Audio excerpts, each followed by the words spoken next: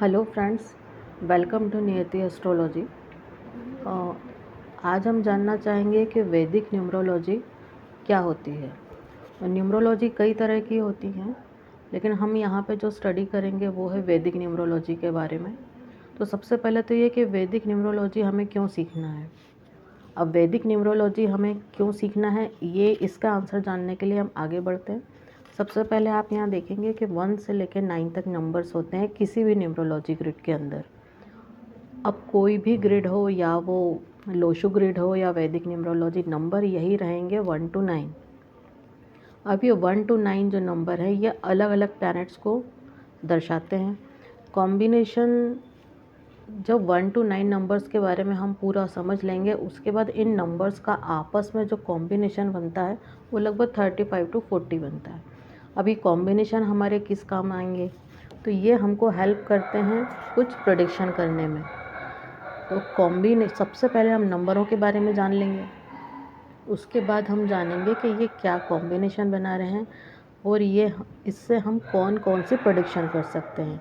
जैसे सबसे पहले जॉब, करियर और बिजनेस, इन कॉम्बिनेशन के बेसिस पे हमें निकाल सकते हैं कि कोई भी व्यक्ति या हम अपने लिए अगर ये बात सीख रहे हैं तो हमारा जॉब, करियर कैसा होगा या हम किस तरह का बिज़नेस कर सकते हैं।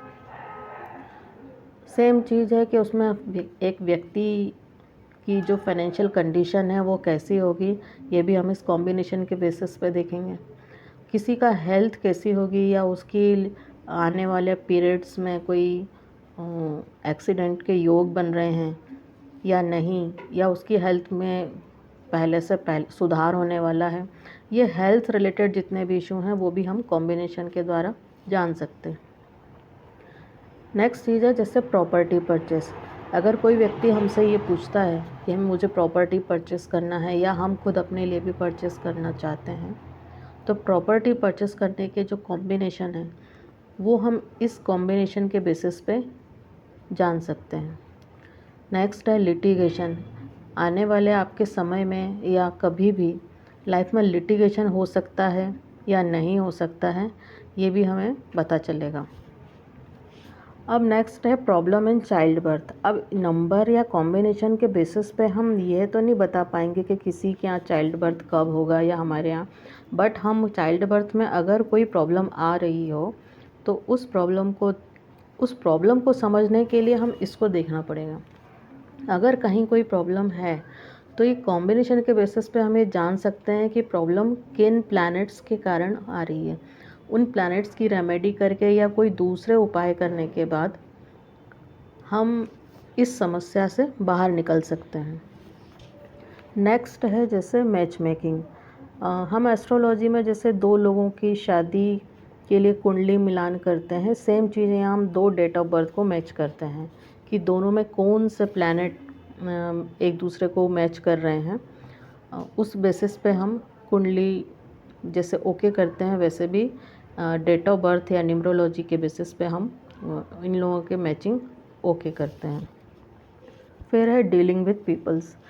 आपके डेली लाइफ में जो लोग आपको मिलते हैं, आपके आसपास हों या आपके बिज़नेस में या आपके ऑफिस में, तो वो जो लोग आपको मिलते हैं उनकी सिर्फ आप डेट ऑफ बर्थ अगर जान जाएंगे, उनसे पूछने के बाद कुछ कॉम्बिनेशन आप दिमाग में ही कैलकुलेट करके ये समझ सकते हैं कि इस व्यक्ति का नेचर कैसा होगा। मीन्स हम जो मेन चीज़ जो हम इसमें जान पाएंगे वो है नेचर। तुरंत आप डेट ऑफ बर्थ से कैलकुलेशन के बाद इस चीज़ को बहुत अच्छे से समझ सकते हैं कि इस व्यक्ति का नेचर कैसा है, इससे आपको इसके साथ कितनी फ्रेंडशिप रखनी है, नहीं रखनी है, या किस लेवल तक रखनी है। तो अब जब हम इतनी सारी चीज़ों के बारे में हम जान सकते हैं तो डेफिनेटली ये सिस्टम हमारे लिए बहुत अच्छा होगा कि हम थोड़ा सा वैदिक न्यूमरोलॉजी के बारे में जानकारी हासिल करें, अपने लिए भी और अपने आसपास के लोगों के लिए भी। अब वैदिक न्यूमरोलॉजी में जब भी जैसे हमने जाना कि 1 to 9 नंबर होते हैं, तो नंबर 1 इज़ रूल्ड बाय सन।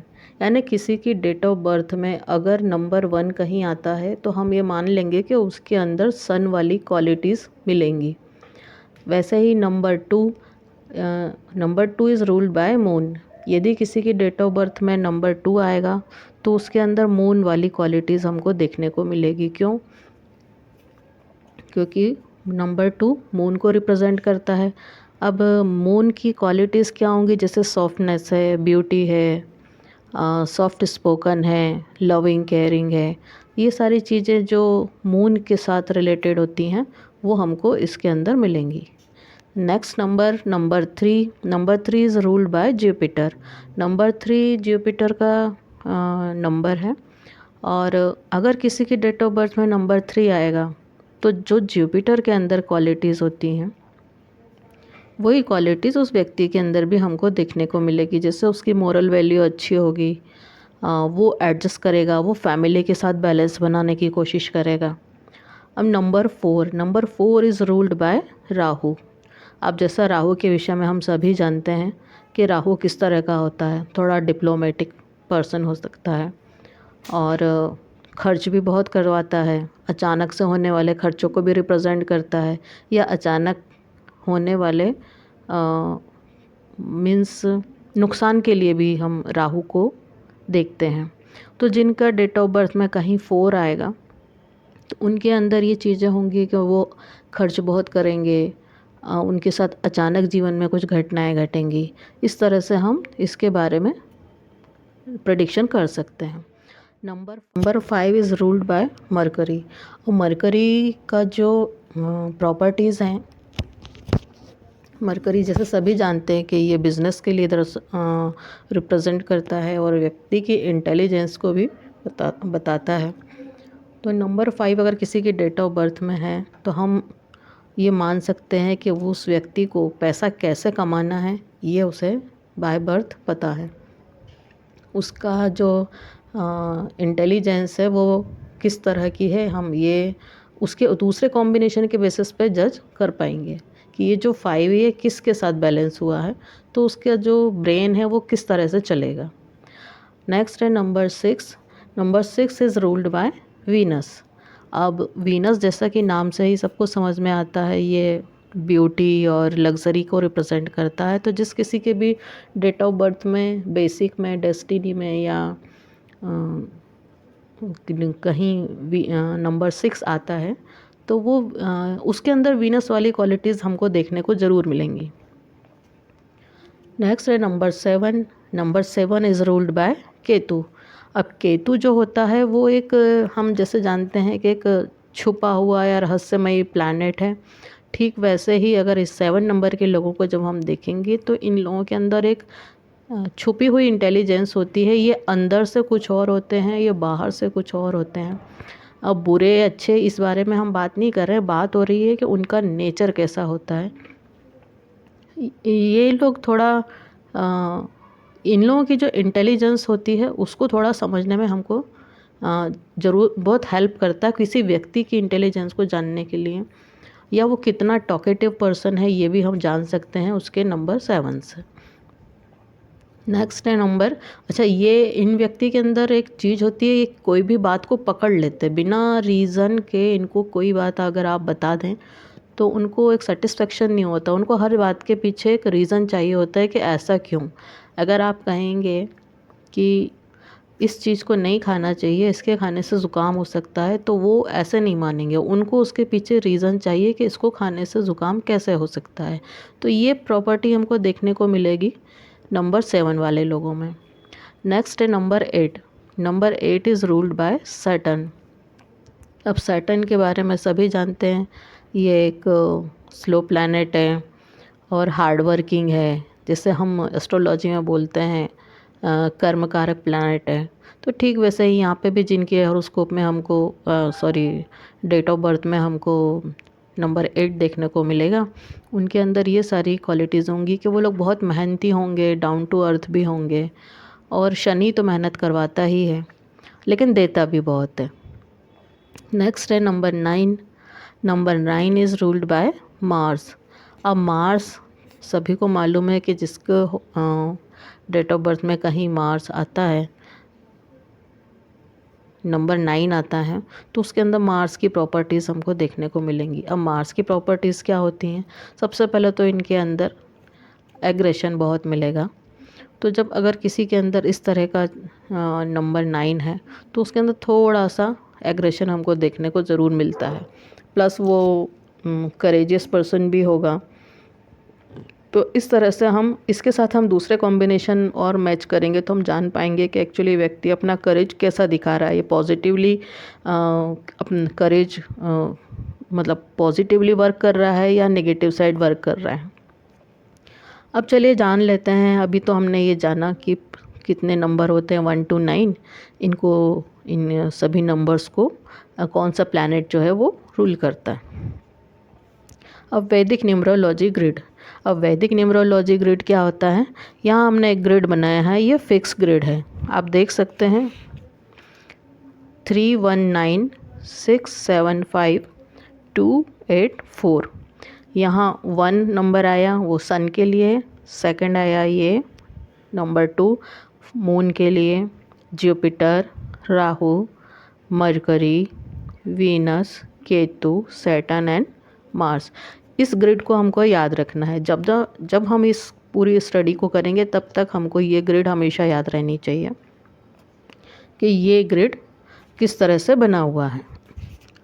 अब हमें एक एग्ज़ाम्पल ले लेते हैं जो अभी हम लोगों ने पढ़ा। जैसे कोई किसी का डेट ऑफ बर्थ है, सपोज़ 3 जनवरी 1992, तो अब इसको हमने इस तरह से लिखा 3/1/1992।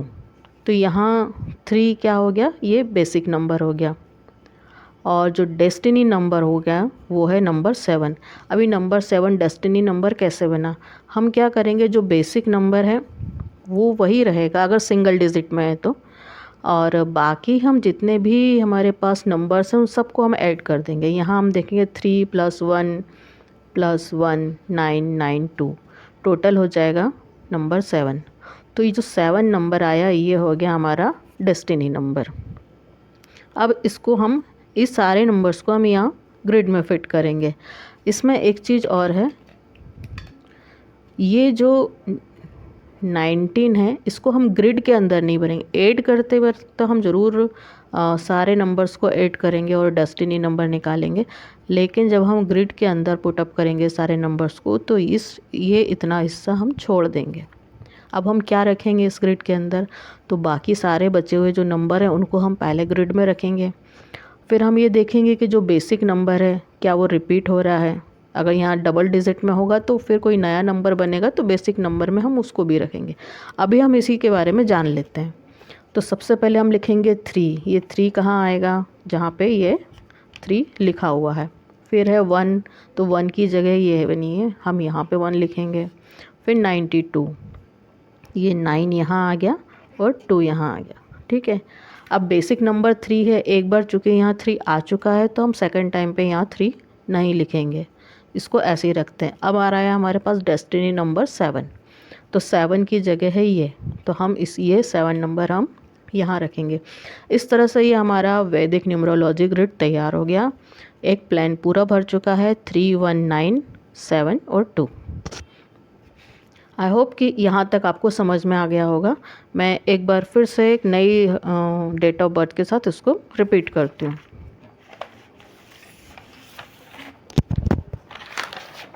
नेक्स्ट एग्जांपल हम लेते हैं, जैसे 12 अप्रैल 1995। अब 12 अप्रैल है तो 1 + 2 = 3। ये जो मैंने अभी आपको बताया कि अगर डबल डिजिट में होगा तो उसको हम ब्रेक करके ऐड करेंगे, तो ये जो सिंगल डिजिट में हम उसको कन्वर्ट कर लेंगे। अब फिर वही सारी चीज़ों को हम वापस से ऐड करेंगे तो हमारा टोटल आता है यहाँ 31। अब 3 + 1 ये हो जाएगा 4। तो ये अब हमारा डेस्टिनी नंबर क्या आया यहाँ पे, ये 4। तो यहाँ 1 + 2 किया, ये हो गया बेसिक नंबर, और सभी को ऐड करने के बाद हमको जो नंबर मिला ये हो गया हमारा डेस्टिनी नंबर। तो उसको शॉर्ट में मैं ऐसा लिख देती हूँ कि बेसिक नंबर हो गया 3 और डेस्टिनी नंबर हो गया 4। अब इसको हम यहाँ रखते हैं। कैसे रखेंगे, जो फिक्स ग्रिड है वो क्या है, 3 1 9 6 7 5 2 8 4। अब इसको हम यहाँ रखेंगे, जो ये वाला जो हमारा डेट ऑफ बर्थ है, तो 1 और 2, ये 1 यहाँ आ गया, ये 2 यहाँ आया, फिर 4 इस 4 की जगह पे लिखा। अब इसको हमको नहीं लेना है, सिर्फ इतना ही हिस्सा हम ग्रिड में पुट करेंगे, तो ये आया 9 और यहाँ आ गया 5। ये वाला प्लान जो है अभी हमारा ये पूरा कंप्लीट हो चुका है। इसके बाद आता है हमारा बेसिक नंबर, जो 1 और 2 को ऐड करने के बाद 3 आया था, तो इसको हम यहाँ 3 लिख देंगे। और डेस्टिनी नंबर आ रहा है हमारा 4, यहाँ एक बार और 4 आ जाएगा। तो अब ये हमारा जो ग्रिड है ये तैयार हो चुका है। 3 1 9, फिर सेकंड इसमें 5 और 2 4। यहाँ आप देखेंगे कि 2 प्लान फुल हो चुके हैं, 3 1 9 ये वाला और एक ये वर्टिकल, एक हॉरिजॉन्टल। इस तरह से हम अभी सिंगल डिजिट का जो हमने बनाया था और एक और डबल डिजिट वाला, और 2 डेट ऑफ बर्थ को हमने कैसे न्यूमरोलॉजी ग्रिड में फिट करते हैं वो हमने समझ लिया। मैं यहाँ पे बेसिक नंबर को थोड़ा सा आपको एक राउंड करके दिखा देती हूँ, आप जल्दी समझ जाएंगे। नेक्स्ट एक डेट ऑफ बर्थ और लेते हैं, जैसा अब ये 24 है, ये यहाँ मैंने 1 to 10 की लाइन, सॉरी 10 to 20 की लाइन का एक नंबर लिया है, और यहाँ हम 20 से 30 के बीच में एक नंबर लेते हैं। तो इसे सपोज़ ये हुआ 24 6 1984। अब 24 2 4 को हमने 2 + 4 6, ये हमारा हो जाएगा बेसिक नंबर।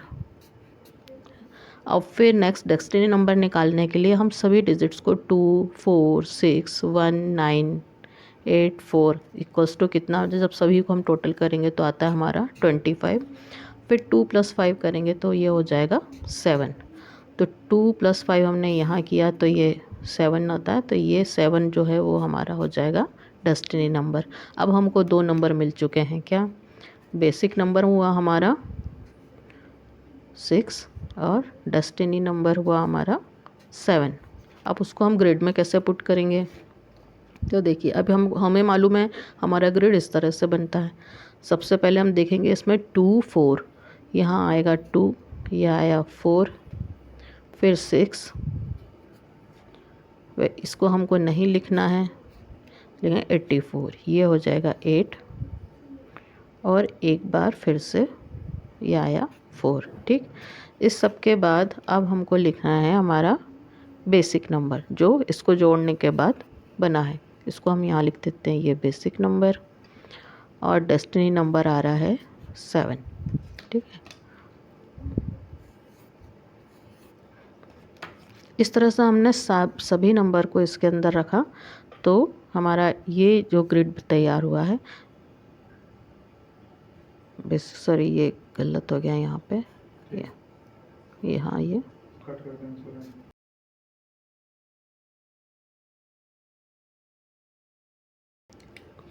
यहाँ अभी हम देखेंगे कि ये डबल डिजिट आ गया है।